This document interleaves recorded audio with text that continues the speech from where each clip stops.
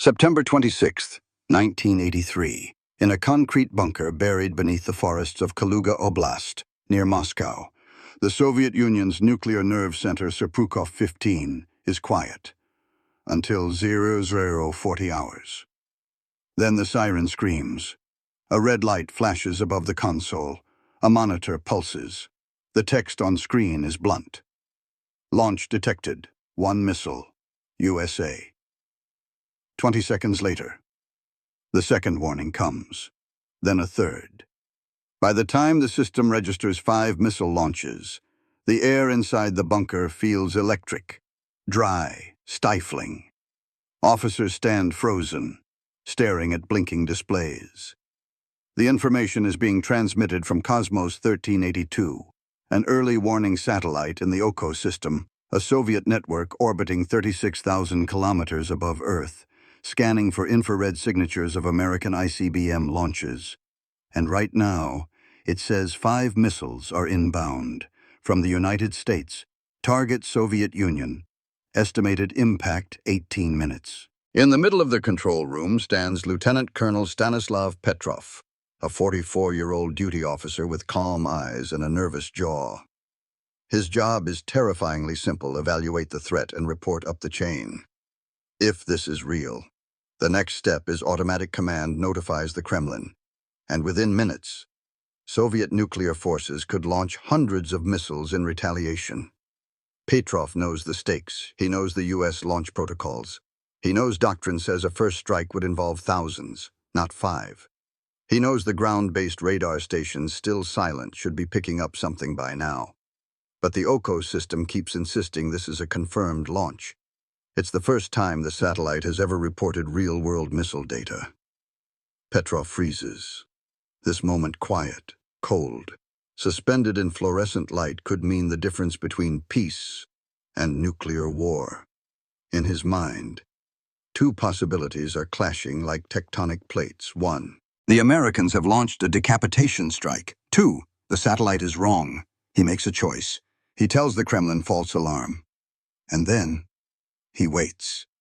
No missiles arrive. No war begins. And history will later confirm what no one knew in that room. The satellite had detected sunlight, not a warhead, not an engine, just a reflection off high-altitude clouds, at just the right angle, at just the wrong moment. That night, a signal from space almost ended civilization. And one man, staring at data he didn't trust, stopped it. The Soviet Union's nuclear doctrine was a triumph of logic layered over paranoia. Since the 1960s, they had known that a surprise first strike by the United States could decapitate the Soviet response chain in under 20 minutes. To compensate, they built a launch-on-warning posture, one that required instant, unquestioned belief in early detection systems. At the heart of that posture stood Oko, the USSR's space-based early warning network. Its mission was simple in theory, brutal in practice: detect the heat signature of American ICBMs the moment they launch, and initiate a response within minutes. By 1983, the Soviets had spent billions deploying multiple geosynchronous satellites, each orbiting above the same point on Earth, watching U.S. missile silos with infrared sensors capable of spotting the burst of a launch through cloud cover and night skies.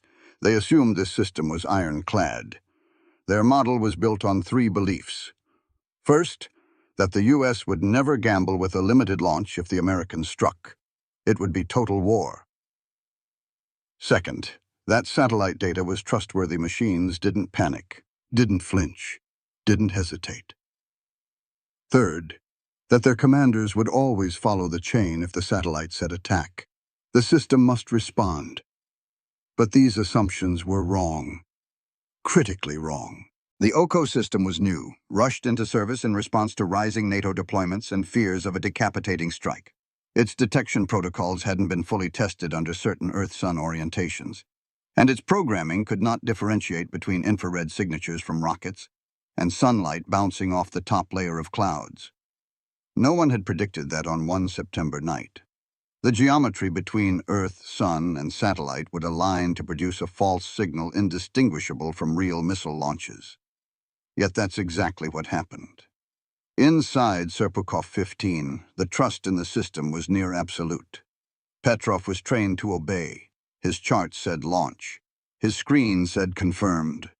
His officers stood ready to relay the signal up the nuclear ladder, but something didn't sit right. 5 missiles. That wasn't a decapitation strike, it was a joke. There were no radar echoes, no second-line confirmation, just a blinking red light and an assumption. The most powerful military on Earth was poised to end the world based on a computer's interpretation of sunlight. This was the flaw the system couldn't acknowledge, because in Soviet war planning, machines didn't fail, and doubt was not protocol, but doubt, irrational, human. Imperfect was the only thing that saved the planet that night. Petrov didn't trust the machine. He trusted logic. And he held the line against 11,000 nuclear warheads. By 1983, the Soviet Union's nuclear doctrine had hardened into something more than strategy. It was religion etched into protocols, built into architecture, and automated into terrifying efficiency. The cornerstone of that doctrine was launch on warning. Unlike the United States, which relied on a retaliate after confirmation model waiting for ground radar to verify an incoming attack, the Soviets didn't trust they'd have the time. Their fear, a surprise first strike that would destroy Soviet command centers before they could respond. Their solution, remove as much human delay as possible. If the satellites said the Americans had launched, the system would begin the countdown whether or not ground-based radars confirmed it. This meant that a satellite detection alone could start the chain alert command. Alert strategic rocket forces. Prepare to launch hundreds of missiles across the Atlantic. All of this could happen in under 4 minutes. The doctrine operated under chilling logic. It is better to risk false positives than to miss a first strike. But here was the paradox. To prevent being destroyed by American missiles, the USSR had created a system that could destroy the world. By mistake. The Oko satellite network was the jewel of this strategy. Launched into high orbit, these spacecraft scanned the American Midwest home to dozens of U.S. Minuteman silos with infrared eyes. When a launch occurred, the satellite would detect the thermal plume, analyze its trajectory, and decide if it matched ICBM behavior. If yes, the signal would go straight to Serpukhov 15. No delay, no debate. The assumption that the satellite's logic was perfect. But in reality, it had never faced the real world. Sunlight refracting off high-altitude clouds, unfiltered noise, unforeseen optical angles. These were dismissed as edge cases or not considered at all. There were no drills for cosmic error, no protocols for the impossible. Which is why, on that September night, Petrov's role became so dangerous. The system told him, "This is real." The doctrine said, "Obey the signal." The nation expected push the next button. But doctrine was designed by generals who believed in math. Petrov believed in consequences. He broke the chain. And in doing so, he shattered the one thing the Soviet military depended on more than its missiles' automated certainty. Because once you question the machine, once you decide the red light might lie, the entire doctrine begins to crack. It happened at exactly 0040:06 Moscow time. The alert system at Serpukhov 15 lit up with the unmistakable alarm single missile launch detected from U.S. territory. The coordinates matched Malmstrom Air Force Base, Montana. The infrared profile captured by Cosmos 1382 was textbook, a sharp heat bloom, followed by upward trajectory. The satellite's onboard algorithm labeled it with high confidence, Intercontinental Ballistic Missile.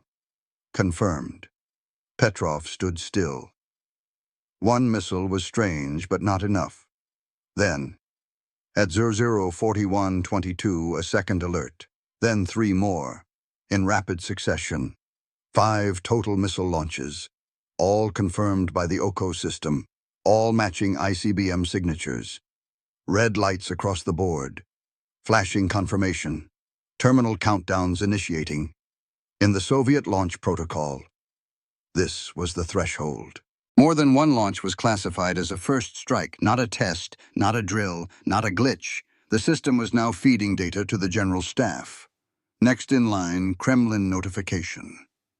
And if the political command confirmed nuclear retaliation was authorized, inside the bunker, officers were already preparing the communications sequence. Two others ranked higher than Petrov stood ready to forward the alert. But Petrov held the final validation key.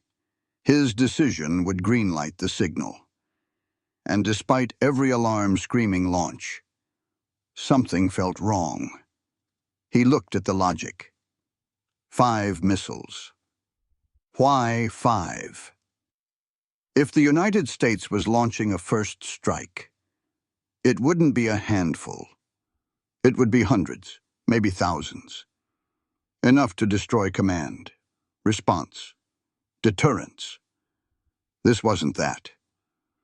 Petrov also knew ground-based radar would soon pick up anything truly inbound. But so far, silence. No confirmation from Daryl-U. No signals from Balkash. Nothing from Olenogorsk. If this was real, where was the radar trail? And so, in that moment, with seconds slipping away, he made the call. False alarm.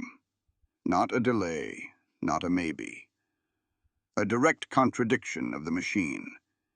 He didn't have proof. He had logic. He had instinct. And he had a sense, deep, unnerving, that if this system was wrong once, it could be wrong again. Minutes passed. No explosions. No missile impacts. The screen went silent. Only later would experts confirm what truly triggered the alert: sunlight bouncing off high-altitude clouds over the American Midwest, entering the satellite's field of view at just the right trajectory to mimic the infrared signature of missile launches. A cosmic fluke, a 1 in a billion alignment. And it fooled the most powerful machine in the Soviet arsenal, but not the man standing beneath it. That night, the world came closer to ending than anyone realized, and no missile was ever launched. Because one officer trusted his mind more than the machine.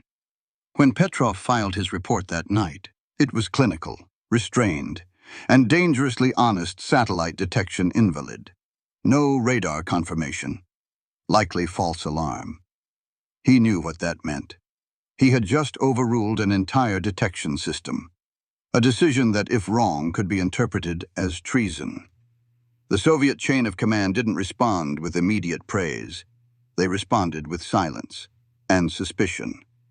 Over the next 48 hours, senior officers at the General Staff convened in closed rooms to debrief the event. The Ministry of Defense, the PVO Air Defense Forces, and the Strategic Rocket Forces demanded answers. Was it a real launch? Was our satellite compromised? Why didn't he follow procedure? But the answer they feared most was the one Petrov had already given. The system failed.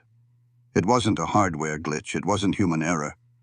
It wasn't sabotage, it was sunlight, bouncing off high-altitude clouds into a Soviet satellite's lens, producing a thermal signature nearly identical to an American missile launch.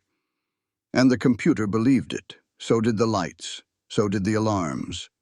Only one man didn't. The top brass didn't want to believe him, not because they doubted the explanation, but because accepting it would destroy confidence in their entire doctrine.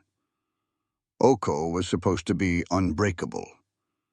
If it could be fooled by something as common as sunlight, how could they trust it tomorrow, or during a real crisis?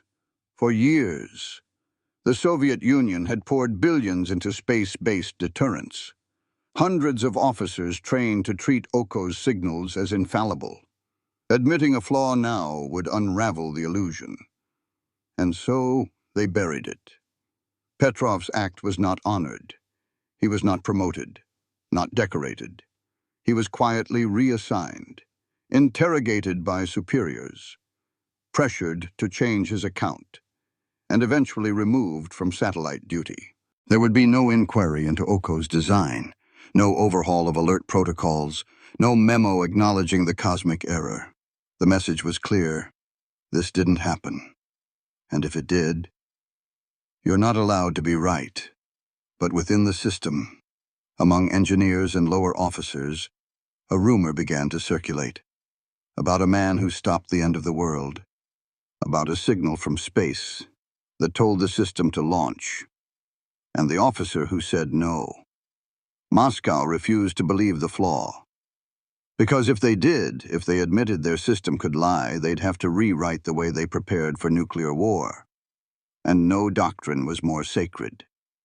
As rumors about the September 26th incident leaked into the closed circles of Soviet air defense, the Kremlin scrambled to preserve the integrity of its deterrent. The official explanation circulated internally, never made public, was swift, technical, and entirely false.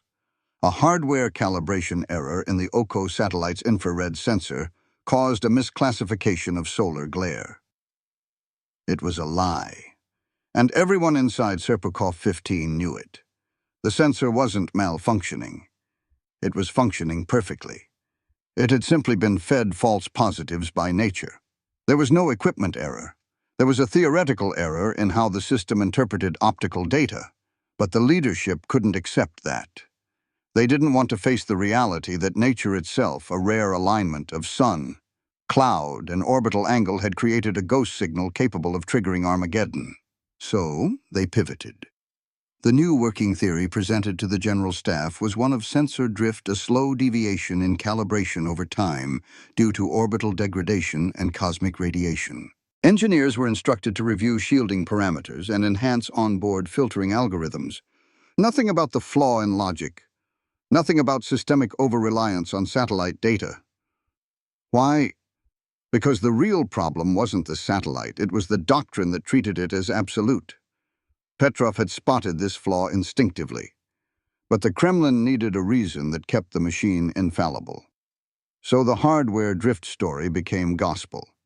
The incident was categorized as a Type 2 anomaly, not dangerous enough to halt the program, but severe enough to warrant silence. No procedural changes were made, no training updates, no fallback verification protocols added.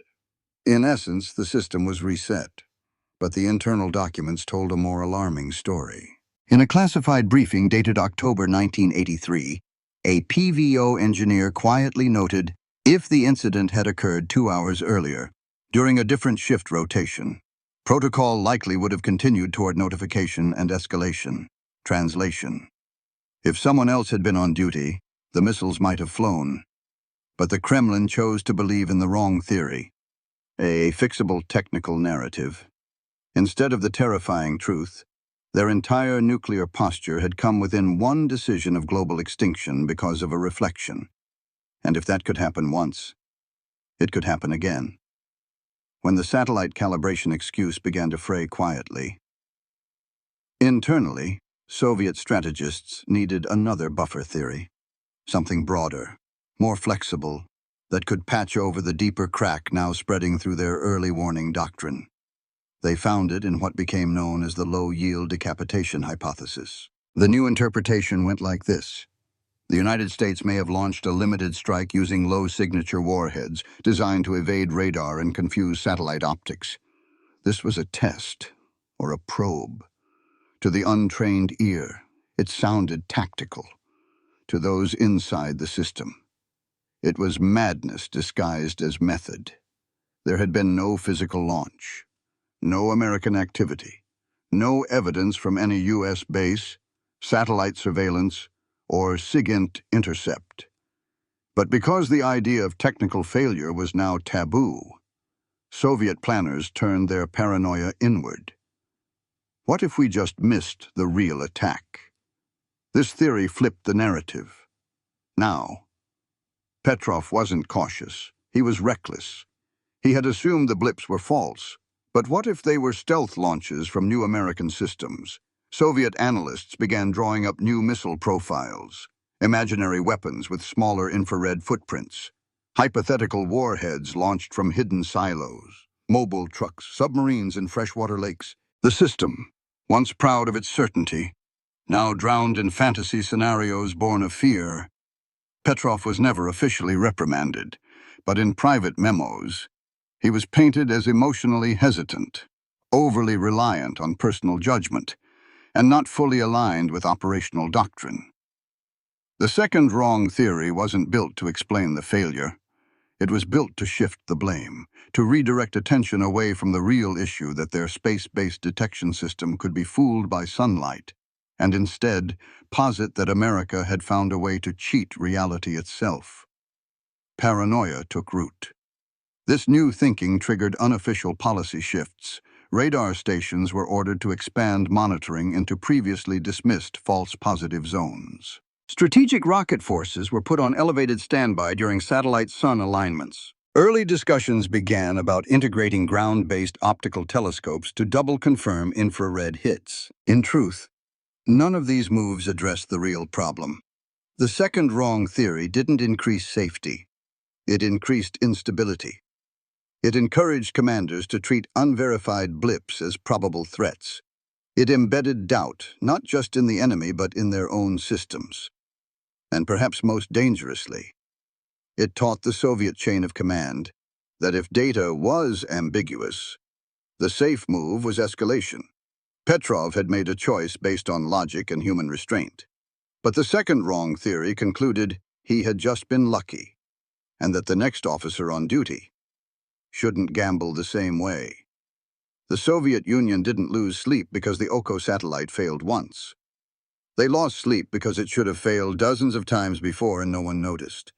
The intelligence failure wasn't about a technical glitch, it was about institutional blindness. From the start, Soviet scientists had flagged a risk in the Oko system.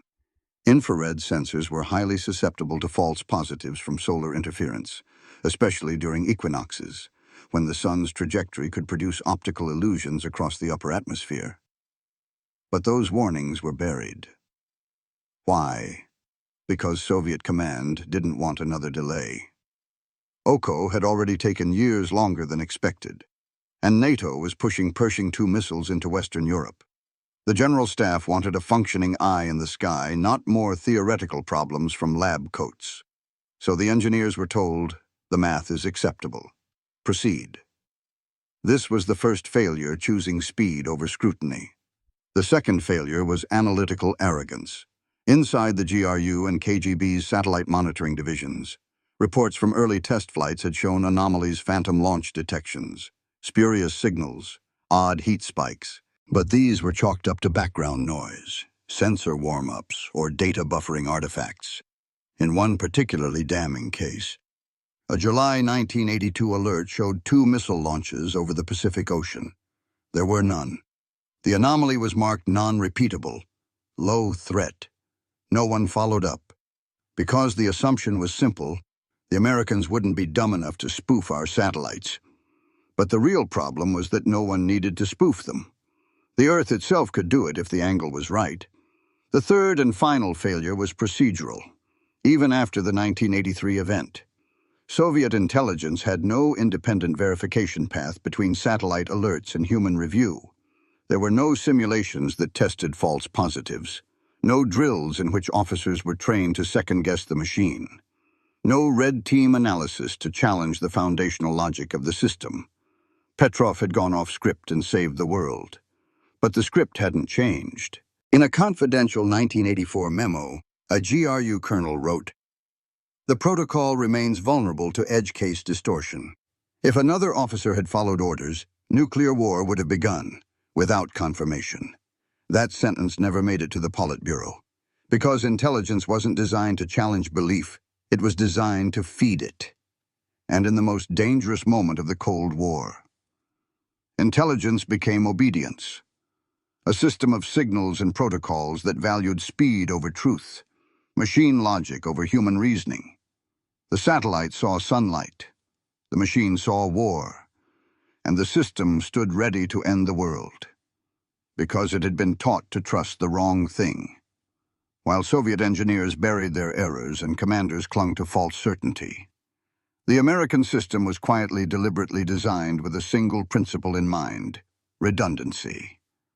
At the height of the Cold War, the United States knew a surprise nuclear attack was a nightmare scenario, but unlike the Soviets, U.S. Doctrine did not trust machines to make final decisions. It trusted layers, cross-checks, fail-safes.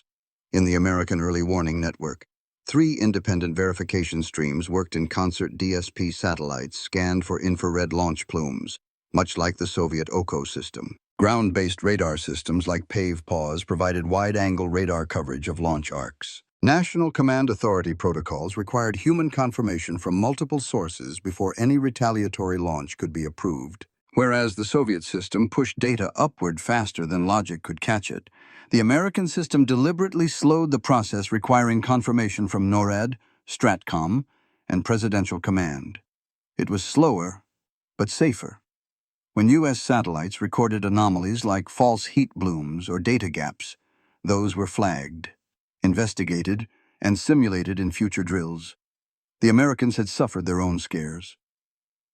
In 1979, a training tape simulating a Soviet missile attack was accidentally fed into NORAD's early warning system. In 1980, a failed 46-cent computer chip caused false readings that indicated hundreds of inbound missiles. In both cases, human verification stopped the chain. Even when alarms blared and screens turned red, the U.S. protocol asked, "What do the other sensors say?" That question saved lives. The contrast with the Soviet system couldn't be sharper. The USSR assumed certainty through orbit. The US assumed error and planned around it. The Pentagon also invested heavily in parallel communication systems, ensuring that no single point of failure, be it radar, satellite, or radio, could hijack the entire chain of command. In the Soviet model, OCO stood nearly alone at the top. In the American model, no satellite, no matter how advanced, could ever launch a war on its own. This doctrine of restraint wasn't born from kindness. It was born from technical humility. The Americans understood something the Soviets never wanted to admit. Even the most advanced machine can be wrong. And when the price of error is global extinction, doubt becomes not a weakness but a weapon. Petrov had been forced to act like an American system alone, against the machine. If the USSR had adopted U.S. redundancy, his moment of hesitation would have been supported, not punished. Because in America's system, the man is never expected to override the signal. He's expected to question it. There was no battlefield, no missiles flew, no cities burned. But inside Soviet military command, a silent defeat had unfolded, and it struck at the very foundations of their nuclear confidence. They never called it a battle, but every officer who reviewed the September 26 report knew they had lost. Lost to a reflection, lost to flawed assumptions, lost to a man who hesitated when the system screamed launch. Stanislav Petrov never received a medal. His name was never added to honor rolls. Instead, he was interrogated, not congratulated for defying the machine. The Kremlin's top officers met behind closed doors at the Ministry of Defense weeks after the incident, not to praise Petrov, but to debate how to spin his defiance without admitting the truth. One general reportedly asked, what would have happened if he had followed orders? Another replied flatly, the end of the world. Most likely. There was silence, and then the meeting continued because even in humiliation, the system couldn't stop moving forward. Behind the scenes, technicians were quietly instructed to adjust sensor calibration and update detection filters. But there was no overhaul, no doctrine update, no formal change to the launch on warning timeline, because admitting the error would mean admitting the system itself was a liability. Instead, Petrov's report was buried in a file marked anomaly. Access restricted, distribution none. It would not see the light of day for 15 years. In the meantime, Soviet propaganda continued to boast of infallible readiness.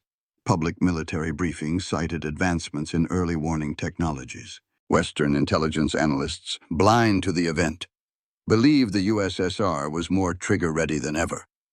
But inside the radar rooms, the whispers began. Young officers quietly asked, "Can the system be wrong again? What if I'm on duty next time?" Training manuals were revised without explanation.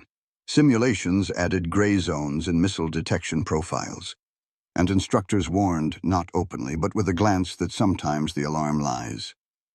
It was the quietest defeat of the Cold War. No territory lost, no treaties signed, no headlines printed. But confidence once absolute had cracked. And the very idea that a human could outperform a billion-ruble satellite array, that was an embarrassment no general could accept. The Soviet Union, for all its missiles and machines, had been outmatched by hesitation. Not by firepower, not by technology, but by one man's refusal to obey. And in the shadow of that decision, the doctrine wobbled. It never fully recovered.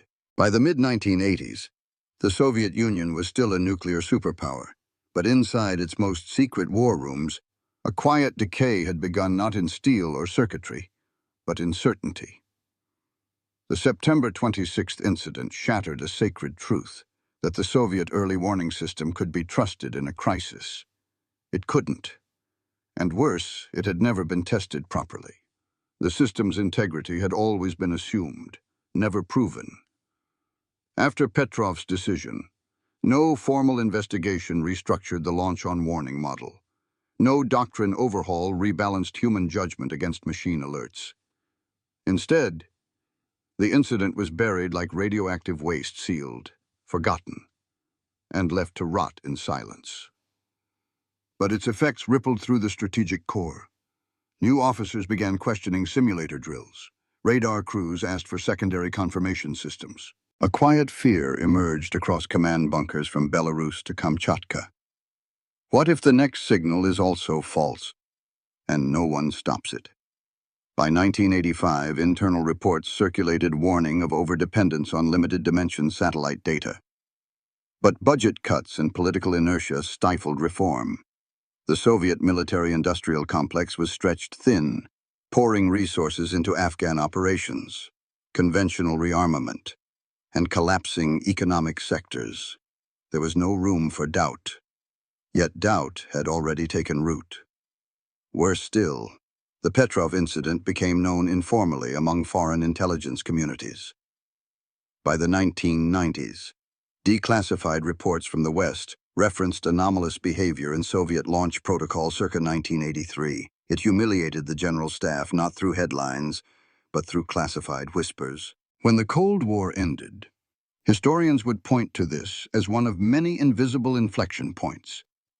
The moment when Soviet strategic doctrine cracked not under pressure from the US, but under the weight of its own belief system. Because once a system demands total obedience to machinery, it cannot tolerate a man like Petrov. He was a glitch in their ideology, and the system never forgave him. Internally, the lesson should have been sobering. You cannot automate apocalypse, but the Soviet Union, proud, secretive, overextended, chose the opposite lesson. Silence is safer than reform. And so the flaw was left intact. The satellites kept watching. The alarms remained armed. The warheads sat ready. But the people inside the system knew they had come seconds from global annihilation, because the sky lied. And the only reason the world was still here was because one man decided not to trust it. Stanislav Petrov died in obscurity, alone in a Moscow suburb in 2017. He had never considered himself a hero. He often said, simply, I was just doing my job. I had a good chair, a calm head. But history would remember him differently. Because on a night when the machines screamed for retaliation, when the system demanded trust in a signal from space, Petrov said no. He disobeyed the machine. And in doing so, he exposed the most terrifying truth of the nuclear age. The greatest threat to humanity was not the weapon itself, but the automation of its use. Today, Cold War systems lie dormant or dismantled, silos sealed, radars repurposed, satellites deorbited. But the ghost of that moment lives on. In modern AI-driven command systems, in increasingly autonomous drones, in alerts routed through machine learning filters, In the growing temptation to trust machines more than humans, because they are faster, colder, supposedly better. But the cosmos does not care about human survival. It reflects sunlight when it chooses. It blinds sensors with no intent. And so the lesson remains, no matter how advanced the system, how expensive the satellite, how confident the signal machines must never make the final call. That power must always belong to people, to doubt, to context, to the terrifying ability to say, wait. September 26th, 1983 was never marked as a holiday. No monuments were built, no medals given. But in a concrete bunker, when protocol screamed launch, one man hesitated. And that hesitation is why you are alive to read these words.